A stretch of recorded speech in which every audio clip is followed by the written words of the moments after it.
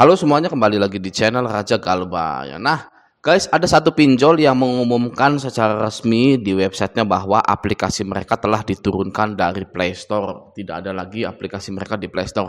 Anda cari-cari juga tidak akan ada. Ya, apa itu pinjolnya? Pinjolnya adalah ini. Ya, mari kita baca dulu. Aplikasi kami saat ini sementara telah diturunkan dari Play Store, namun operasional dan layanan tetap berjalan seperti biasa. Kami sedang dalam proses penyesuaian dan akan mengembalikan aplikasi secepat mungkin, gitu ya. Nah, ini aplikasinya sementara telah diturunkan dari Play Store, gitu ya. Itu yang menurunkan Play Store-nya atau Andanya, gitu. Kenapa? Ya kan seperti EasyCash, UangMe dan lain-lain masih ada gitu ya, masih beroperasi, Kredivo, Kredit Pintar gitu kan ya. Tapi satu aplikasi ini diturunkan gitu ya. Apakah ada bahaya atau gimana kita nggak tahu.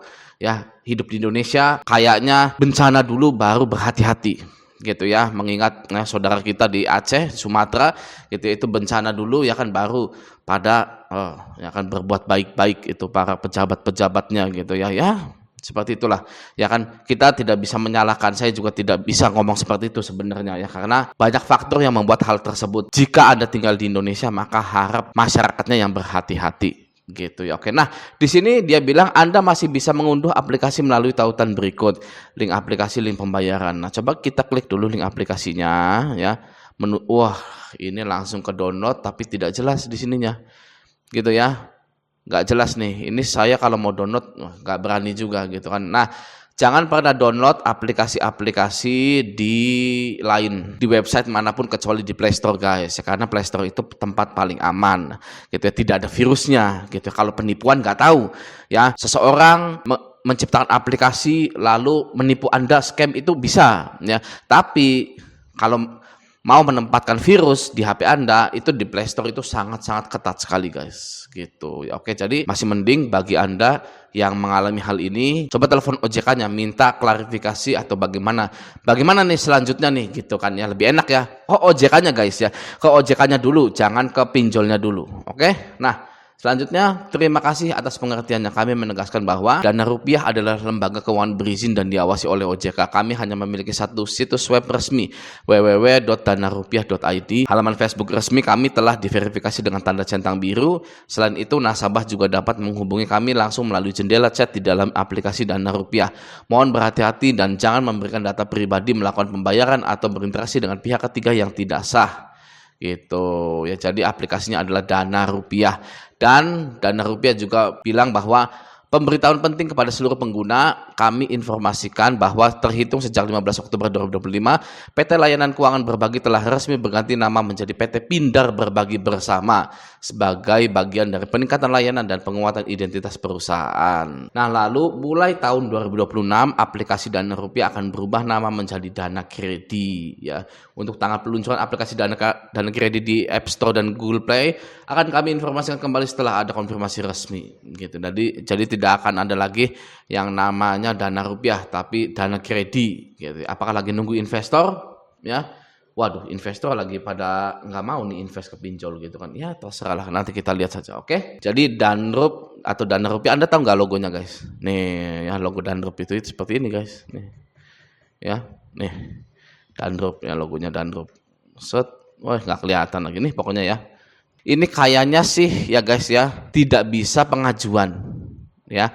Ini sepertinya tidak bisa pengajuan, hanya bisa pembayaran saja gitu ya. Kalau pengajuan belum bisa kayaknya. Oke guys, jadi begini guys. Berbicara tentang pinjol ilegal, di sini ada artikel yang sangat menarik sekali begini. Begini sepak terjang pinjol ilegal dan investasi bodong di Kalteng selama 2025. Kalimantan Tengah ya. Jadi pinjol itu tidak hanya subur di Jawa, tapi di Kalimantan Tengah pun marak gitu ya. Nah, begini guys ya, yang sangat-sangat prihatin sekali sebenarnya.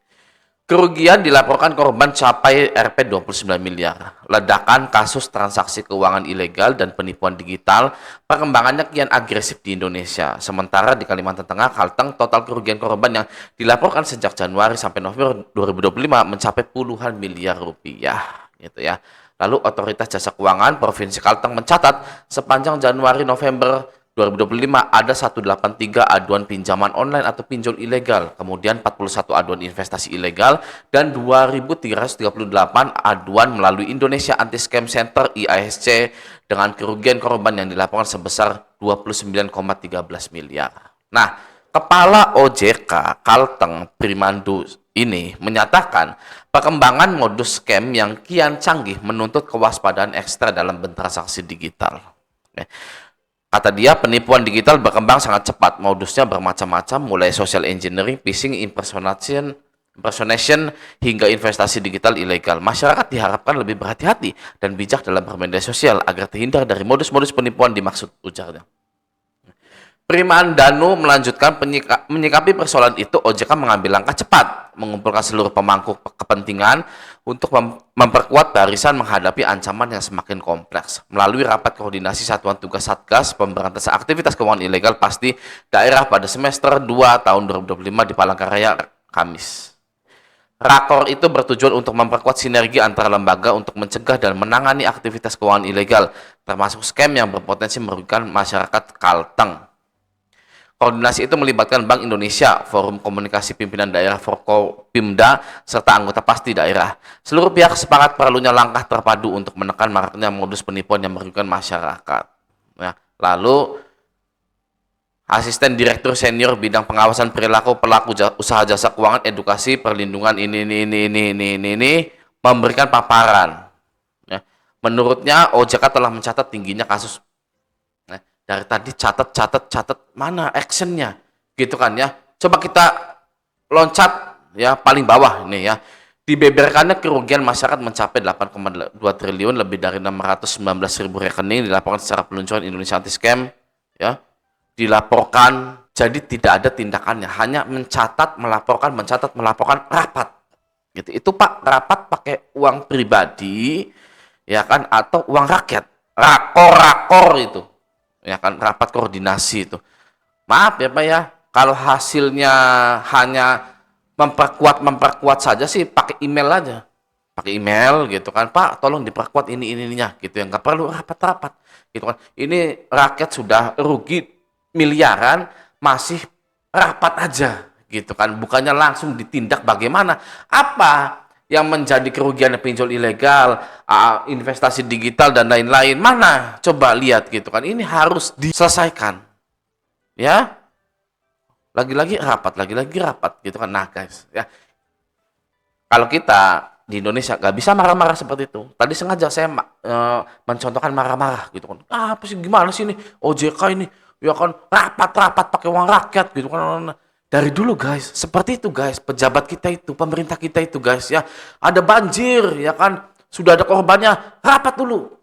Ya kan, oh ternyata kita belum bisa memberikan bantuan ke situ karena akomodasi kita terbatas. Ini terbatas, itu terbatas. Ya dari dulu seperti itu, dari kita kecil kalau nggak salah. Ya kan, dari kita kecil tuh kita dengar pasti pemerintah itu, aduh ya kan, lama, nggak bisa ini, nggak bisa itu, terbatas lah, ya kan. Tapi kalau buat liburan bisa, gitu kan. Percuma guys kita marah-marah seperti itu, ya kan. Maka dari itu, kalau kita tinggal di Indonesia pakai pinjol, ya kita harus siap menerima segala resikonya. Ya, itu ya sayang sekali Anda tinggal di Indonesia, kalau tinggal di negara lain, misalkan Malaysia, Singapura, itu bisa ditindak pinjolnya, misalkan sebar data, mengancam dan lain-lain. Kalau di sini masyarakatnya yang harus sabar gitu kan ya, yang harus bertindak dulu, harus viral dulu ya, harus lapor dulu, lapor juga nggak ditanggapi ya kan. Jadi ya sudah ya, kita terima saja resikonya ketika kita itu gagal bayar. Toh mereka juga ya sudah tahu ada korbannya. Yang mereka lakukan adalah rapat yang akhirnya adalah kita ingin memperkuat ya, sudah ada wacana memperkuat gitu ya. Oh, karena keterbatasan kami gitu kan. Selalu seperti itu, guys. Jadi sekali lagi ya, sebagai warga negara Indonesia ya kan, yang sangat-sangat pintar, sangat-sangat bijaksana, kitalah yang harus menanggung resikonya gitu, guys ya. Jadi jangan marah-marah ya kan kalau Anda itu gagal bayar di pinjol, guys ya. Kita harus sabar. Oke? Nah, Tidak lupa juga saya ingin mendoakan kalian para viewers Raja Galbay, semoga hari ini rezekinya terbuka sangat lebar sekali ya, sehingga kalian bisa memperbaiki segalanya. Siapa sih yang pengen miskin terus, betul? Ya, semoga kalian kaya raya, amin ya robbal alamin, ya kan, bisa sejahtera akhirnya. Oke, semoga video ini bermanfaat. Sampai jumpa di video selanjutnya.